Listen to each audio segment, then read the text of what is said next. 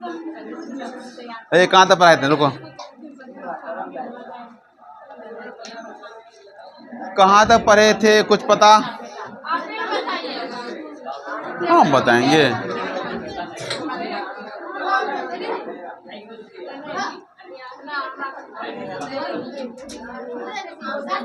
चलो तो देखो क्वेश्चन, देखो शायद यहाँ से पढ़ेंगे। आप में से कईयों ने भाषा, ये क्या है, पेज नंबर 17 का है, यहाँ का लाइन, बीच वाला लाइन है। शाहनामा का रत्ना कल बता दिए थे, 10वीं 11वीं सदी।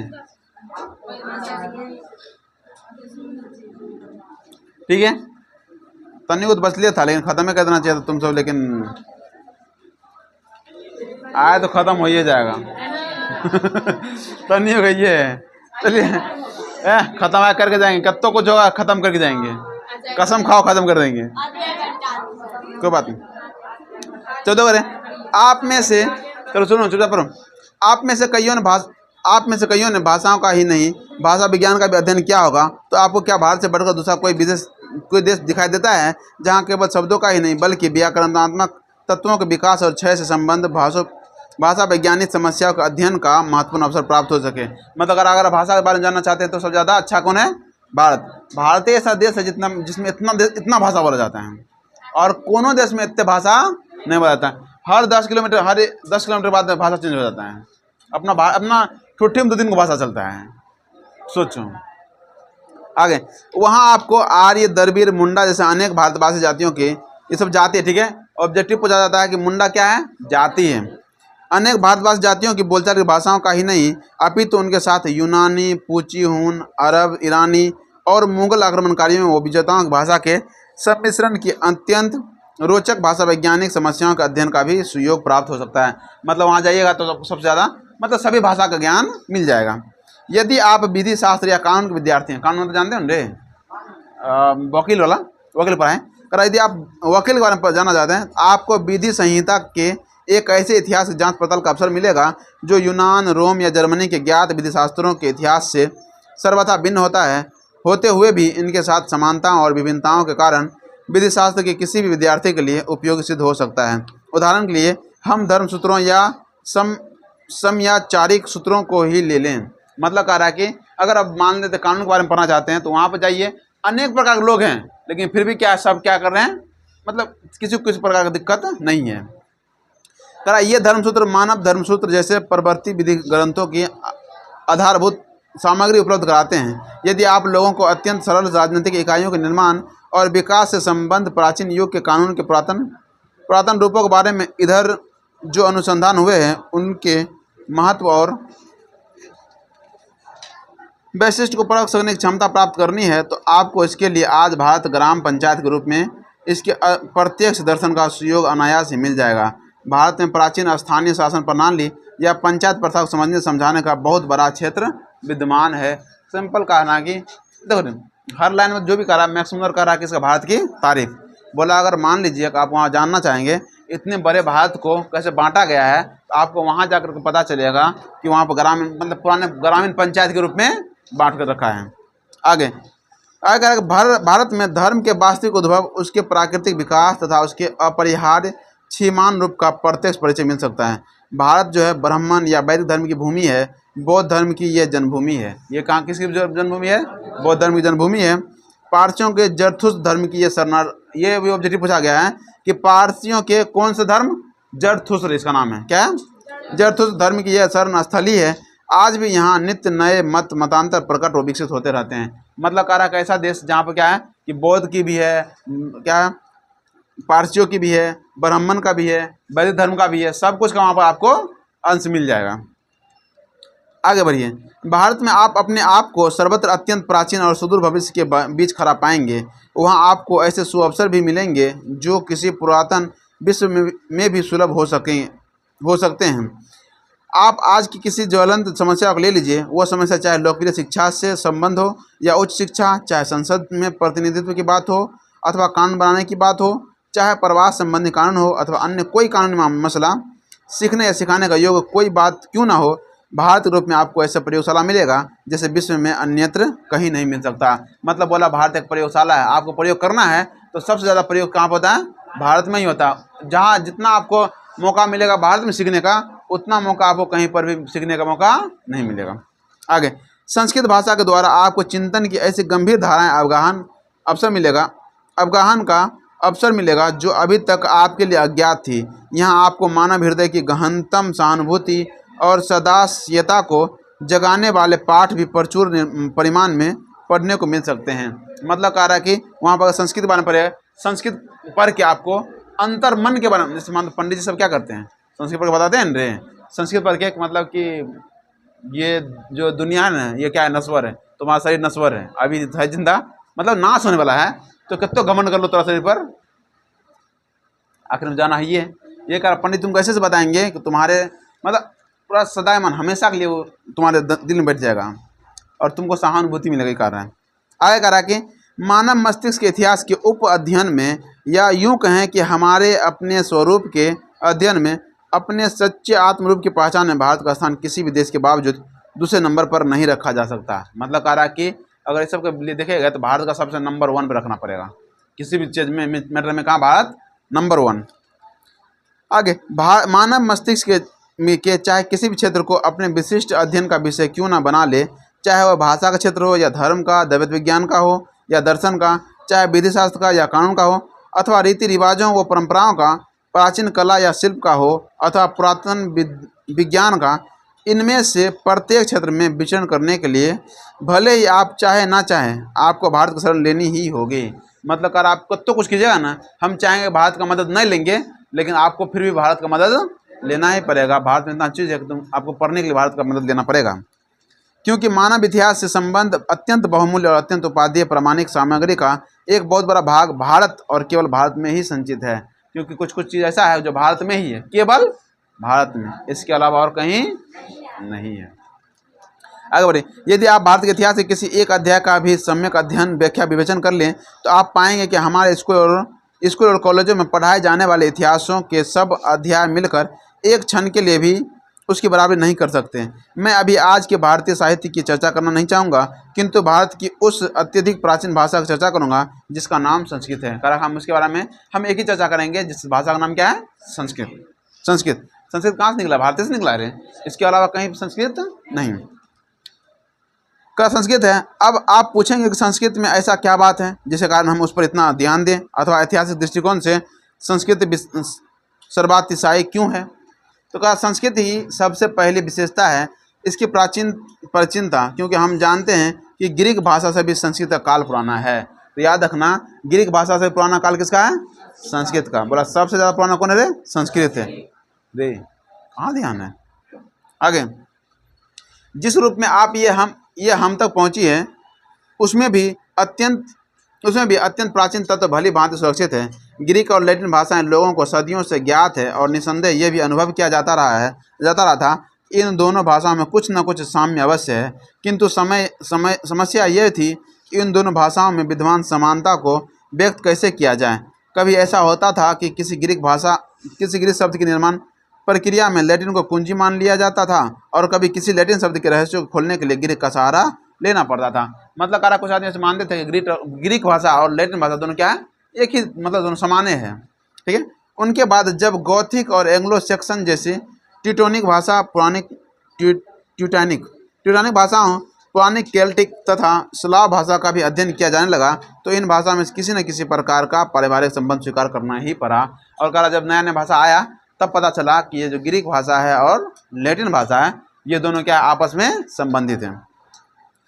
आगे करा कि किंतु इन भाषाओं में इतनी अधिक समानता कैसे आ गई, और समानताओं के साथ ही साथ इतना अधिक अंतर भी उनमें कैसे पड़ गया, ये रहस्य बना ही रहा। और इसी कारण ऐसे अनेक अहेतुकवाद उठ खड़े हुए जो भाषा विज्ञान के मूल सिद्धांतों सर्वथा विपरीत हैं।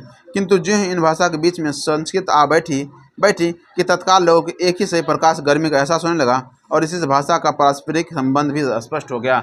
मतलब कह रहा है कि बहुत सारे आदमी ये सोचने लगा कि मतलब जब ग्रीक और लैटिन भाषा एक ही था तो फिर इतना अंतर क्यों? तब पता चला कि जब संस्कृत के बारे में पढ़ना शुरू किया विज्ञान ये सब आदमी सब, तो पता चला कि संस्कृत भाषा की वजह से क्या हुआ, इसमें समानताएं आती है। करा निश्चित संस्कृत इन सब भाषाओं का अग्रजा है। अग्रजा मतलब जानते हो? अग्रजा मतलब अभी संस्कृत पढ़े होगे। अग्रजा मतलब क्या होता है?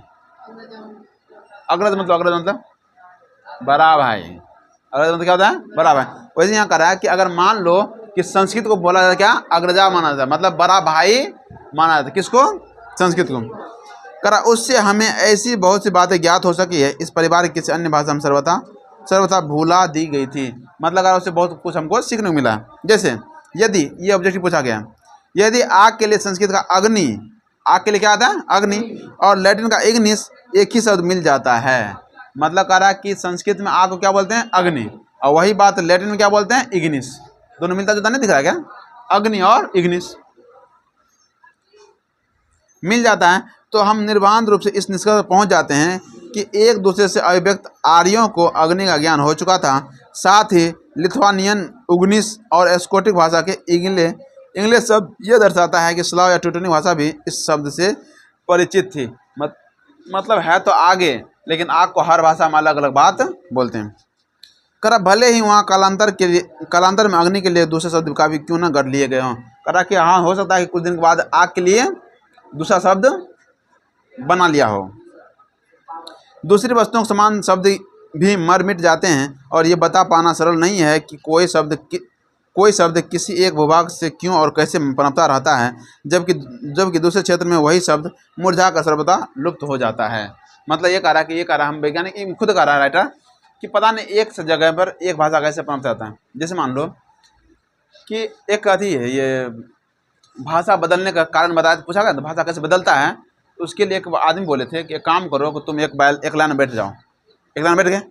अब अगर मान लो कि ये एक लाइन में बैठा हुआ ना सर, हम क्या किए, इसके कान में कुछ बोले, एक कान में, ठीक है। अगर मान लो हम इसे कुछ कान में बोल दिए, अब ये बोले इसके कान में, फिर ये बोलेगी इसके कान में। इसी तरह से अगर मान लो सबके कान में बोलते बोलते अगर लास्ट तक जाएगा, तो हम जो भाषा बोले ना इसको, वो भाषा वो नहीं बोल पाएगा, वो कुछ अलग ही बोलेगा। अगर मान लो ऐसा नहीं, मतलब जैसे मान लो कि जो तुम जानते हो तो पक्का वही बोलोगे।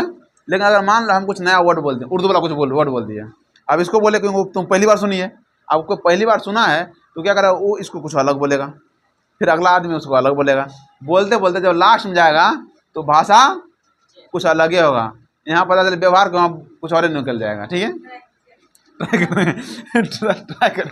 ट्राई करेंगे तो एक बार खेल खिलाएंगे तब ट्राई करेंगे सब में। ठीक है, मैं अभी की पहले चैप्टर खत्म कर रहे हैं अभी है। ऐसे वाला भाषा जो फैला है ना, इसी तरह से अपना भाषा बदल क्यों रहा है। मतलब मान लो यहाँ पर अपने गांव में 2 दिन भाषा होता है, इस तरह चेंज क्यों होता है। हम यहाँ बोलते कुछ और है, अब आदमी कोई नया आदमी दूसरे गांव से आया हमारे यहाँ रह गया 10-15 दिन, 10-15 दिन रहा तो हमारे यहाँ कुछ सीखेगा नहीं सीखेगा। अब सीखने के बाद वो जाएगा जब अपने गाँव में, तो जो सीखा है तो कुछ नहीं वहाँ बोलेगा, और वहाँ जाकर कुछ आदमी सीख लेगा हमारा भाषा, लेकिन पूरा अच्छे तरह से नहीं से, उसका थोड़ा कुछ ना कुछ मिलावट हो ही जाएगा, इसीलिए भाषा चेंज। आगे कल्पना कीजिए यदि हम ये जानना चाहें कि आर्य लोग अनेक शाखाओं के विभक्त होने से पूर्व चूहे के बारे में जानते थे या नहीं, तो हमें आर्य भाषा के शब्दकोश देखने होंगे। मतलब अगर हमको पता करना है कि जो आर्य लोग थे वो चूहा के बारे में जानते थे कि नहीं जानते थे, तो शुरू करते हैं। करक वहाँ हम पाएंगे कि संस्कृत में से मूसह कहते हैं। हाँ, चूहा क्या बोलते हैं? मूसह। ग्रीक में इसको मूस बोलते हैं। ग्रीक में क्या बोलते हैं? मूस। लैटिन में मूस बोलते हैं। पुरानी स्लावोनिक में माइस, और पुराने उच्च जर्मन में मूस कहते हैं। आप सोचो सब भाषा में क्या बोल रहे हैं? मूस माइस से तो चल रहा है। आगे मौसा के मौसा यहाँ देखो रे मुँह से रे यहाँ बस। अगर इससे हम इस निष्कर्ष पहुँच सकते हैं कि उस प्राचीन युग में जिसकी काल गणना हम अपने नहीं अपितु भारत के तिथि क्रम के आधार पर ही कर सके हैं, चूहा ज्ञात था और उसका मूस नाम भी रख दिया गया था, ताकि किसी अन्य कीट पतंग के साथ इसकी पहचान में कहीं कोई घपला ना हो जाए। मतलब दूसरा नाम रख ली ताकि कोई आदमी मतलब मूस बोले मतलब चूहे समझे, इन्हें मूस बोले बिलैया समझ रहे हैं। ठीक है, मतलब एक ही बात समझे। आगे कह रहा है कि इस प्रकार पुराने अब पत्थर की बात करेगा। इस प्रकार पुराने पत्थरों या कांच के टुकड़ों को जोड़ जोड़ कर बनाए गए पच्चीकारी के चित्र की भांति आर्यों के विभाजन से पूर्व की सभ्यता व संस्कृति की अवस्था का कुछ कमोबेश एक परिपूर्ण चित्र बनाया जा सकता है और बनाया जा चुका है। इतना ही क्यों, भारत, यूनान, इटली और जर्मनी में बिखरे पड़े अवशेषों के आधार पर आर्यों की जिस मूल भाषा का ढांचा खड़ा किया गया, वो भी उन लोगों की अत्यंत दीर्घकालीन चिंतन प्रक्रिया की उपलब्धि थी। सुनो रे, इस भाषा में देखो रे, जो चीज़ हमको लगता है समझाने वाला होगा वो समझाएंगे, अब बाकी जो तो समझाने वाला कुछ नहीं है उसको आगे बढ़ते जाएंगे स्किप करके, चैप्टर खत्म। आगे करा कि अब आप ही अंदाज़ा लगाइए कि संस्कृत और ग्रीक, लैटिन इन तीनों भाषाओं के एक समान मूल उद्गम स्रोत तक पहुंचने के लिए हमें कितना पीछे हटना होगा। इस प्रकार हम उस सम्मिलन स्तर पर पहुंच जाएंगे जहां से हिंदू, ग्रीक, यूनानी आदि शक्तिशाली जातियां एक दूसरे से पृथक हुई थी। मतलब अगर मान लो कि जोड़ते जोड़ते अगर पहुंचना चाहे तो हमको पता चल जाएगा कहाँ से हिंदू अलग हुआ और ग्रीक अलग हुआ और लैटिन अलग हुआ। और ये भी कि उस सुदूर अस्तित्व में भी वह हमारी आर्य भाषा एक ऐसी चट्टान के रूप में दिखाई देती है जो चिंतन परंपरा के प्रवाहों के उतार चढ़ाव से घिस मच कर चिकनी और अस्पष्ट हो चुकी थी। हमें उस भाषा में प्रकृति और प्रत्यय के रुयोग से बनी हुई अस्मि, ग्रीक अस्मि जैसे यौगिक क्रिया मिलती है। मैं हूँ, अस्मि मतलब क्या होता है? मैं हूँ। अस्मि मतलब मैं हूँ, जिसे भाव को व्यक्त करने के लिए भला किन्हीं दूसरी भाषाओं में अस्मि जैसा शुद्ध और उपयुक्त शब्द कहाँ मिल पाएगा। उन भाषाओं में खड़ा होता हूँ या ठहरता हूँ, मैं जीता हूँ, मैं उगता या उत्पन्न होता हूँ या मैं बदलता हूँ जैसे क्रियाएं भले ही मिल जाएं, किंतु अस्मि मैं हूँ ये क्रिया तो केवल आर्य भाषा में ही उपलब्ध हो सकते हैं। मतलब कह रहा है कि ये जो अस्मि है ये सिर्फ किस में मिल जाएगा? ग्रीक भाषा में मिलेगा, आर्य भाषा में ही मिल पाएगा। आगे कह रहा कि मैं इसे वास्तविक अर्थों में इतिहास मानता हूँ और यह ऐसा इतिहास है जो राज्यों के दुराचारों और अनेक जातियों की क्रूरताओं की अपेक्षा कहीं अधिक ज्ञातव्य और पाठनीय है। एक भाषा बोलना एक माँ के दूध पीने से भी बढ़कर एकात्म का परिचायक है। मतलब कह रहा है अगर मान लो तुम जो भाषा बोल रहे हो हम भी वही भाषा बोलेंगे तो मतलब एक दूसरे में क्या हुआ, संबंध स्थापित हो जाता है। जैसे बताते हैं कि देखो ऐसा कहा जाता है कि अगर मान लो किसी से तुम अपना संबंध अच्छा बनाना चाहते हो तो तुम उसी की भाषा बोलो जो वो बोलना चाहता है। अब मान लो कोई इंग्लिश बोल रहा है, तुम हिंदी बोलेगा, क्या दोनों में संबंध बैठेगा क्या?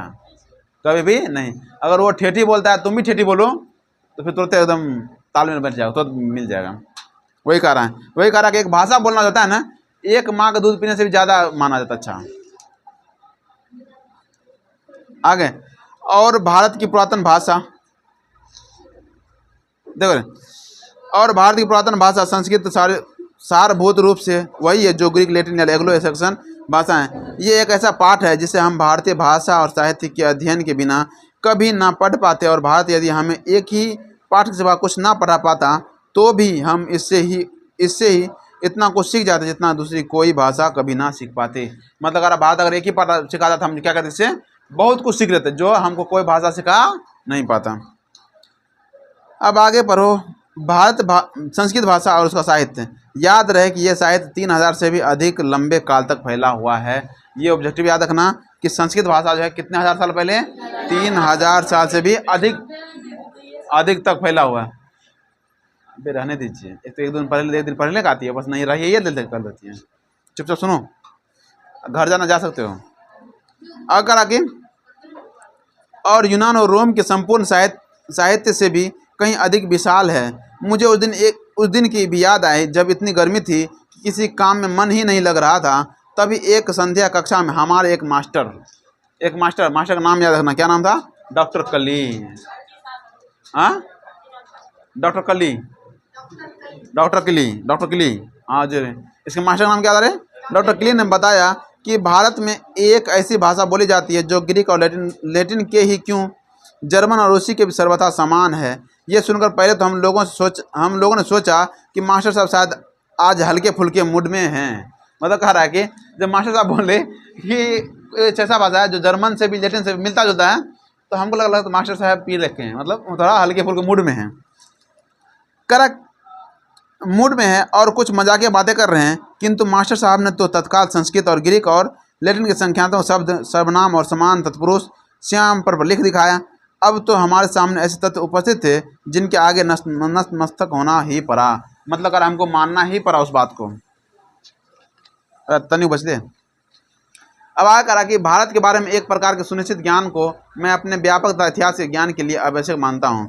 भारत के साथ हमारे परिचय के फलस्वरूप आज यूरोपवासियों की धारणाएं बदल चुकी है और बहुत विस्तृत हो गई है।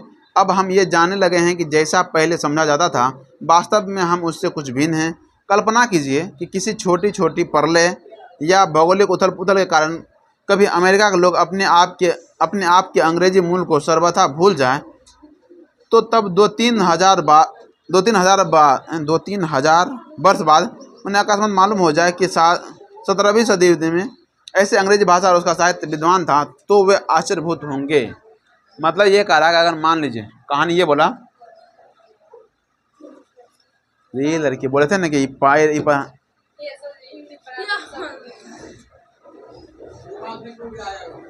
हाँ ठीक है, सुनो जरा रे। जब भी हिंदी नहीं आती है कहानी रहता तो कोई दिक्कत नहीं है, थोड़ा निबद्ध भाषण टाइप का है। अब भाषण सुनने में थोड़ा सा नहीं रे, अब सुन छोड़ फिर दूसरा दिन एक के दिन ऐसा अच्छा एक दिन तुम थोड़ा सा सुन लो, दूसरा दिन प्रवचन चाहिए सुना ना, प्रवचन चाहिए। चलो ये कहा है कि अगर मान लो कि अमेरिका के लोग क्या करे, कभी किसी कारण से वहाँ से हट कर कहीं दूसरे जगह चल जाए, दूसरे देश में चल जाए, दूसरे देश में, और अगर मान लो कि कभी 1-2 हज़ार साल के बाद उसको पता चले कि मेरा भी कोई अंग्रेजी भाषा था, तो कैसा उसको लगेगा। वही हाल इसको कहा संस्कृति की खोज से हमारे लिए आज ठीक वैसी स्थिति उत्पन्न हो गई है। इसके कारण हमारी ऐतिहासिक चेतना भी एक नया अध्याय जुड़ गया है और हमारे भूले बिसरे बचपन की मधुर स्मृतियाँ फिर से साकार हो उठी है। मतलब करा वही सेम बात संस्कृत के साथ हो रहा है। करक संस्कृत तथा दूसरी आर्य भाषाओं के अध्ययन से हमारे लिए बस इतना ही किया हो सो बात भी नहीं, इससे मानव जाति के बारे में हमारे विचार व्यापक उदार ही नहीं बने हैं तथा लाखों करोड़ों अजनबियों तथा बर्बर जानने वालों लोगों को भी अपने परिवार के सदस्य की भांति गले लगाना ही सीखते हैं, नहीं सीखे हैं। अभी तो इनसे मानव जाति के संपूर्ण इतिहास को एक वास्तविक रूप में प्रकट कर दिखाया है जो पहले नहीं हो पाया था। पर संस्कृत क्या कर रहा है, सभी आदमी को, सभी जाति क्या कर रहा है, एक साथ में जोड़े हुआ है। अच्छा सुनो रे, हिंदी कहाँ तक पढ़ा है इसमें, मतलब वहाँ पर, यहाँ न अभी वही है, उससे आगे नहीं बढ़ा। वही बात देखो, चूंकि एक बार तुम पढ़ चुके हैं ना, जो भाषा पढ़ा एक बार पढ़ा रहता है, दोबारा पढ़ नहीं मन करे, और वहाँ वजह से दिक्कत हो, दोबारा नहीं पढ़ो तो फिर काम चलते नहीं।